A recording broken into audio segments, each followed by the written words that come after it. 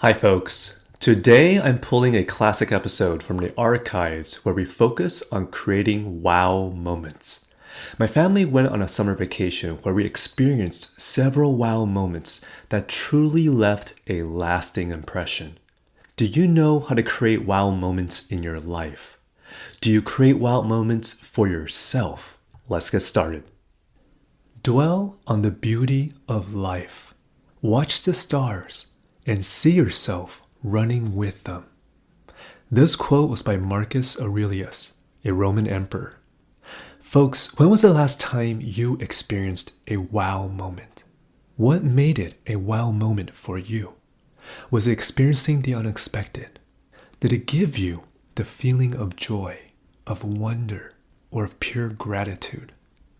In today's episode, I'm going to share the magic of creating wow moments and why it's important to create wow moments for yourself. Let's cue the intro. Welcome to the Boom Vision Podcast, the show that empowers you to live an enriching life physically, mentally, and spiritually.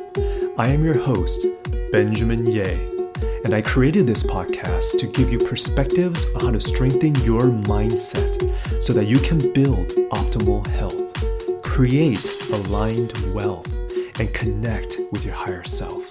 It's all interconnected. Let's get to work. Hi folks, welcome to episode 80 of the Boom Vision Podcast. I want to start by sharing a recent TEDx talk that I saw over the weekend that really left an impression on me. The speaker was Will Guidara.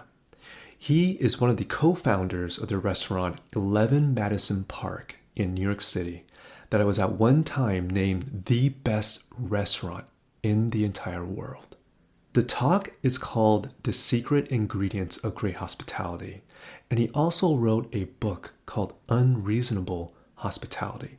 I'm going to include both the link to the TEDx talk on YouTube as well as a link to the book in the show notes, which I highly recommend you both check out.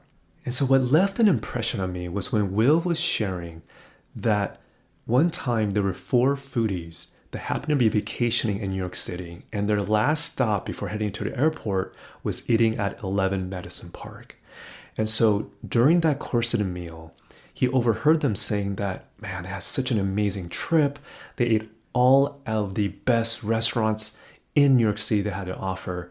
But one of the foodies was saying, man, but we didn't get a chance to eat a classic hot dog in one of those hot dog stands on the streets. And so Will, when they overheard that conversation, when he went back to the kitchen, he immediately ran out to the nearest hot dog stands to buy a $2 hot dog and bring it back to the restaurant.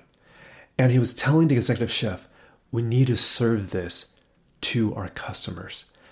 And the executive chef just looked at him and was like, are you kidding me? I am not serving a hot dog in a Michelin-star restaurant.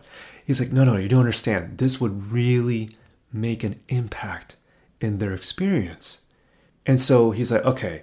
The executive chef basically chopped the hot dog into 4 pieces, put some ketchup, some mustard, some relish on the sides, some garnishes, and gave it to Will.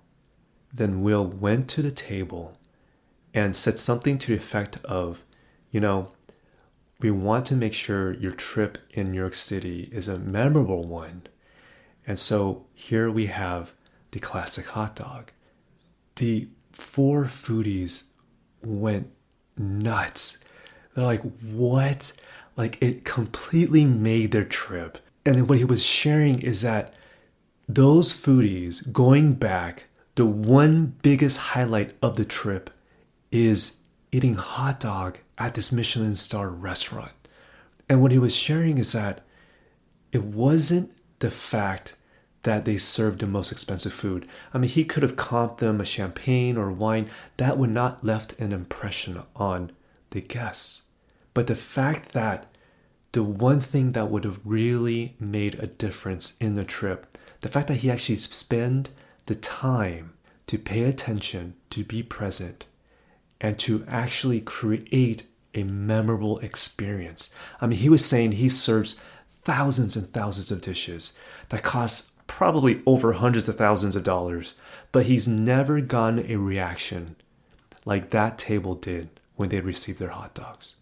And so one of the guiding principles of him building his team and culture was this concept of unreasonable hospitality. It was the principle that guided them in taking ordinary transactions and turning them into extraordinary experiences. But the three main takeaways from this talk was one, being present. To be able to listen to things that people are saying around you and what they're not saying. Because when you're present in the moment, you'll be able to capture those moments of what's being said and not said. The second takeaway is taking what you do seriously without taking what you do seriously. I mean, if you think about it, if the executive chef was so serious about, no, you are not going to be serving hot dog in my restaurant, a Michelin-star restaurant, that's like blasphemy. Who would ever do that? If they took themselves too seriously, they would have missed the opportunity to create magic for that table of foodies. So you have to be able to have fun, being serious, but having fun at the same time. That's what creates that magic. And so the third takeaway that he shared is that if what you're trying to do is give people a genuine sense of belonging, one size fits one. Hospitality is about making people feel seen, about creating that unique and extraordinary moments specifically catered towards them.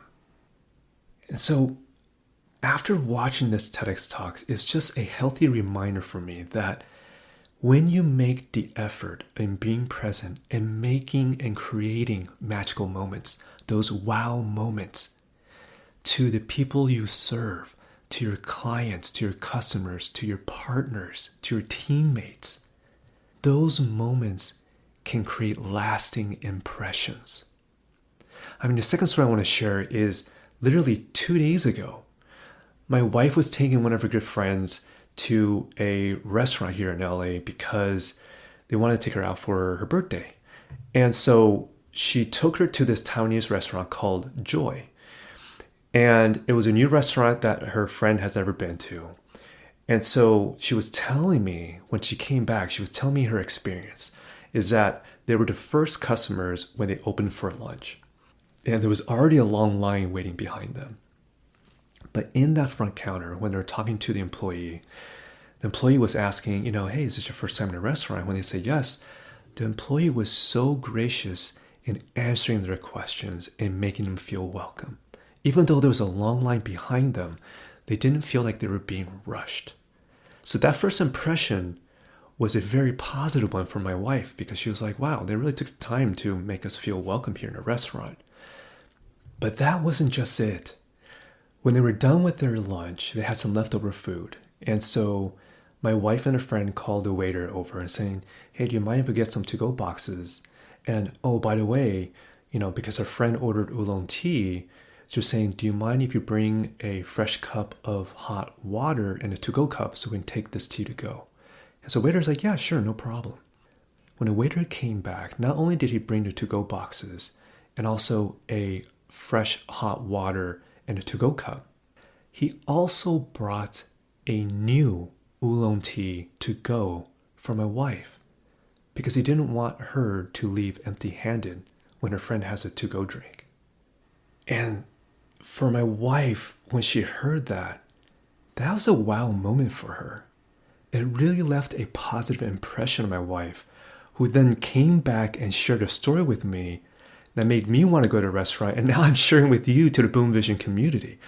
I mean, if you really think about it, it doesn't take much effort to make a lasting impression. It just takes a little bit of effort and being present to transform an ordinary interaction to an extraordinary experience. Now, before you start creating wow moments for your customers or clients, why is it important to create wow moments for yourself? When you proactively create moments of your life so that you can experience wow moments for yourself. You are acknowledging that you're enough, that you are worthy, and you will build confidence. Think about it. You build confidence when you step outside of your comfort zone, when you do something you don't ordinarily do. Sometimes by doing things that our inner voice may say we are not capable of, and by surprising ourselves to expand what is possible, it builds confidence. And so with all of this said, what are this week's action steps? This week, I simply want you to think, what is one wow moment you want to create for yourself? Pick a wow moment that's right outside of your comfort zone, something you've never done before. Is it running your first 5K? Is it a revenue goal for this next quarter where if you meet it, you're going to treat yourself to a vacation to a place that you've never been to before? Is it speaking on a virtual or live stage? What is something outside your comfort zone? It could be as simple as picking up a hobby like solving a Rubik's Cube. Let me share you a side story. In the last couple of months, because one of my good friends, Chi, has taught me how to solve the Rubik's Cube. I thought it was something that was very difficult to do, but he taught me the steps and the techniques on how to solve it. And so my son always sees the Rubik's Cube on my office desk. And so he has been mentioning, Dad, I'd love to learn that sometime. I was like, okay. So one of the weekends, it's like, all right, if you're really serious about it, then I'm going to teach you. And so I taught him the first couple of steps that helped him solve half of it. And then once he was able to repeat that so that it starts to remember, muscle memory and remembering the moves on how to solve half of it, then I taught him the second half. And I remember clearly sitting in the dining room table and then looking at how he was solving it. I can tell he was like 4 steps away from solving a Rubik's Cube.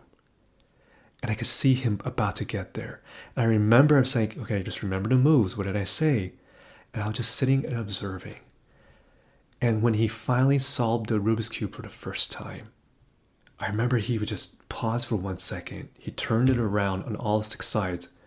Wait, this is done. Oh my God, Dad, I've solved the Rubik's Cube. He was so happy because he did something he previously thought was impossible. And I just thinking about it, creating that wow moment, not only was it memorable for my son, it was memorable for me because it's those moments where you start building confidence. And that's a challenge I want you to think about for this week's episode.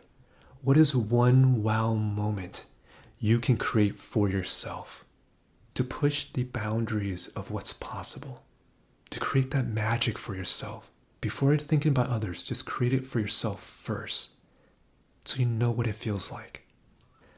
So final thoughts for today's episode. There's a quote I want to share. The world is full of magic things, patiently waiting for our senses to grow sharper. This quote was by W.B. Yeats. Folks, why I want to bring more awareness to the importance of creating wow moments for yourself is because when you prioritize on creating moments to wow yourself, you are expanding your world of what is possible in your life. Do something that you've never achieved before. To experience something you've never experienced before will raise your energy and vibration to a new level of joy, of new possibilities, of magic. You've got this. I love to hear from you. Send me a DM on Instagram at Benjamin Ye, or tag me on Instagram on what wow moment you are creating for yourself. What is that you're creating? And the moment you do create it, snap a picture and tag me. I want to be there to celebrate when you are creating those magical moments for yourself. And if you're new to the show, I invite you to hit that subscribe button to this Boom Vision podcast if you enjoy learning from today's sharing. Until next time, folks, be kind to yourself. Be in the light. be you. Thank you so much for tuning in to my Boom Vision podcast. If you'd like to find out more about me and this podcast, head over to benjaminyeh.com. That's spelled BenjaminYeh.com. If you haven't already, click subscribe, and I'll catch you next time.